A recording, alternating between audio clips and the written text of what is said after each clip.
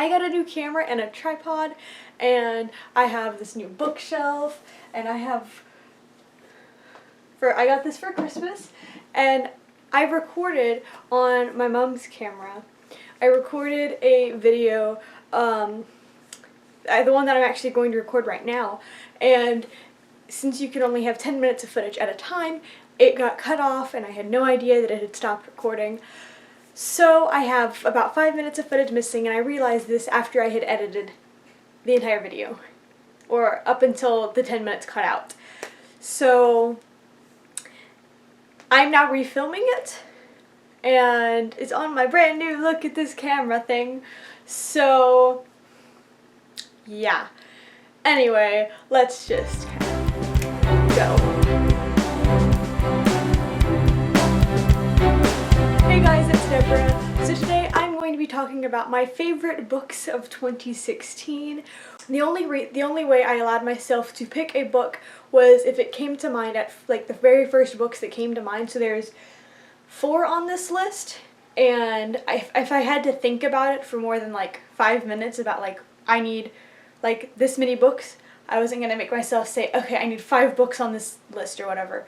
I had like the ones that stuck out to me and everything, and within this there are multiple series which count as one book. These are also in no particular order. These are just some of my top 4 books of 2016 that I read. However, not all of them came out in 2016. But the first series that I read in 2016 was A Court of Thorns and Roses and A Court of Mist and Fury by Sarah J. Maas, and I absolutely fell in love with this story from like the first moment I was reading it. They are phenomenal books, and I am beyond excited for A Court of Wing and Ruin to come out in a few months here. They follow this main character named Feyre. She has to provide for her family. So she's in the woods hunting and killing, and she sees this wolf that could be a fae, which is like fairy, and she kills him. And then she's kidnapped by the fairy, or by fairies, because she got in trouble basically. But there's much deeper undertones to why this happens that you learn about later in the story. And then the second book takes a completely different twist, and it is not at all what you think will happen, but along the way you're just like, yes, actually I do want this to happen. And it's just like all of these different turns that you're just like, what is going on? Yeah. But these were absolutely amazing, and I'm pretty sure I cried at the end of the last book, which means it has to be good. The next book that came to mind when I was trying to figure out my favorite books of 2016 was When We Collided by Emery Lord. I am not typically a person that reads a lot of contemporaries. I think I read a total of 2 in 2016, which is a lot for me. But this book was amazing, and I fell in love with it almost immediately. I read it back in May whenever I got like 3 books that month, and I was like, okay, I'm gonna read all 3 of these. And I think that was the month that I read the most books, and this was one of them. It helped push me out of a reading slump, and all I wanted to do whenever I wasn't reading it was read it. And when I was reading it, all I wanted to do was read it faster so I could see what was going to happen. It wasn't even one of those books that's just like you're on the edge of your seat because there's like this giant mystery and you want to find the killer or anything. It was just so well written that I couldn't stop reading it. This book follows 2 main characters, Jonah and Vivi. Vivi is on vacation, kind of, to a small town in Southern California. Her mother and her are living in the owner's house, but he is off vacation for the entire summer, so they basically get the house to themselves the entire time. She meets this boy named Jonah, and they end up falling in love, and it's amazingly written. Vivi has a mental illness, which is not at all what this entire book is about, but it is a very large factor of some of the things that happen in this story and the interactions between the 2 characters, and a lot of times a possible reason for some of the things to happen. It is so well written and absolutely amazing, and I highly recommend it to anybody who enjoys contemporaries. The next 4 books I have are technically not in a series together. 3 of them are in a trilogy, and the other one is in the same world, and these are In the Shadow Underworld by Cassandra Clare. I read The Infernal Devices and Lady Midnight all at some point over the course of last year. I love Cassandra Clare's writing so much. I actually just finished Tales of Shadowhunter Academy like last night at midnight. The Infernal Devices follows Tessa, Will, and Jem. The villain has created these clockwork creatures that seem to be indestructible for reasons that at the moment are slipping my brain, but it probably spoil the series, so I don't want to say them. Anyway, Cassandra Clare's writing always makes me wanting more, and I'm pretty sure it leaves me in a reading slump just about every time I finish a book, because after that I'm just like, no, I just want more of her writing. Like, that's all I want, is just more of her beautiful writing. But these books are amazing. There is Clockwork Angel, Clockwork Prince, and Clockwork Princess. And these books are phenomenal. I was sobbing at the end of Clockwork Princess, which also means that they were very good. And obviously Lady Midnight by Cassandra Clare. This book follows Julian Blackthorn and Emma Carstairs. They are two phenomenal characters that are actually introduced to us in The Mortal Instruments during the last book. We get to share perhaps half of the perspectives with these two phenomenal characters, and they become Parvati. We get to learn more about that in Tales of Shadowhunter Academy, which is like way down here that I once again just finished reading. We get to see how they connect and how everything changes. The end of this book was very frustrating because I did not want what happened at the end to happen. There were decisions made by characters that I did not exactly want, but it was phenomenal. Emma's parents were killed during the Dark War, which is basically what the entire Mortal Instruments series is about and what all of it follows. They were killed in this very mysterious way that did not really follow suit to what had happened within the other series, and Emma was determined to figure out what actually happened to them.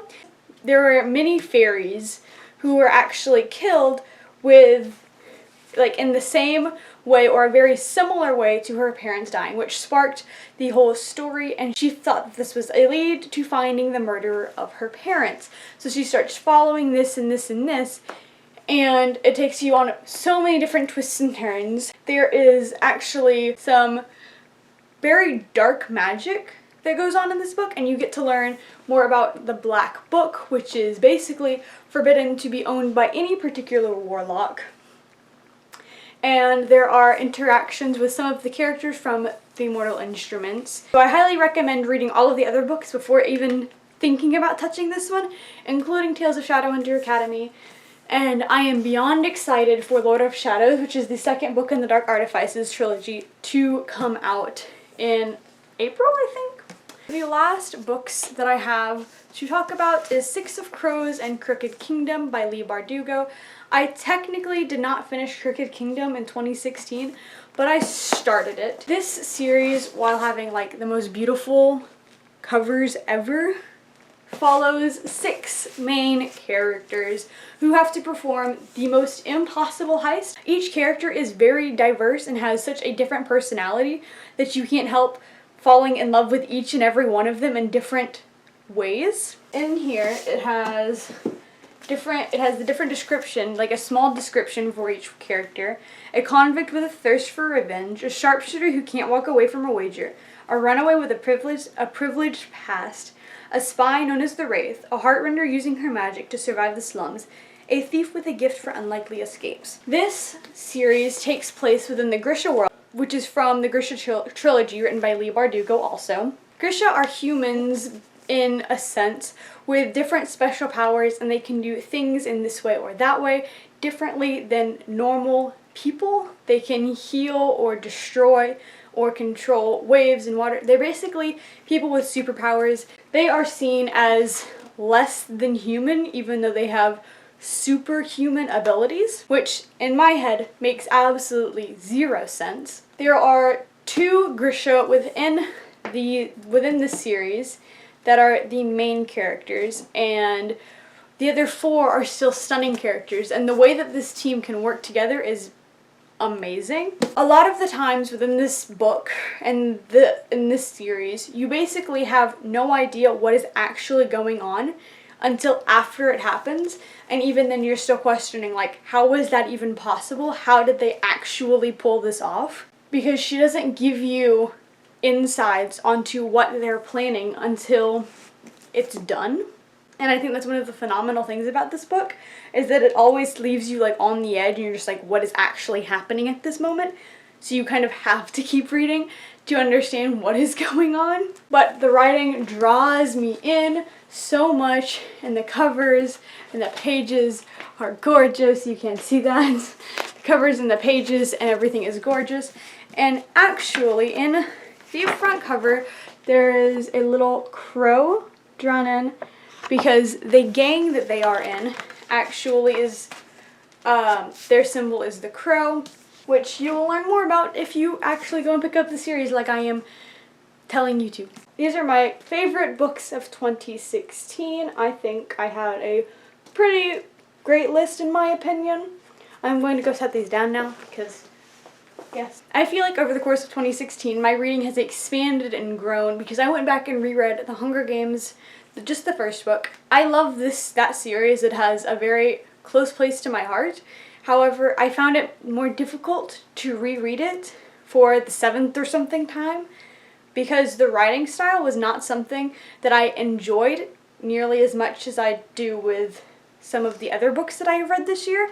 I feel like my reading has slightly surpassed it, and the way that she worded everything was a little below what I had hoped, if that makes any sense.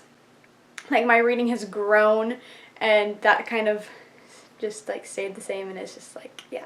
I had a wonderful year in reading. I did not complete my Goodreads challenge, which originally was like 60, and I was like, I'm gonna do 60, and then I was in a reading slump off and on for a lot of the year, and I am a very busy person, so I did not complete my reading goal of 20 books. I got to 18. I will have my link to my Goodreads and everything else in the description. And if you enjoyed this video, please give it a thumbs up and subscribe to my channel if you want to get notified when I upload new videos. I will see you guys later. Goodbye!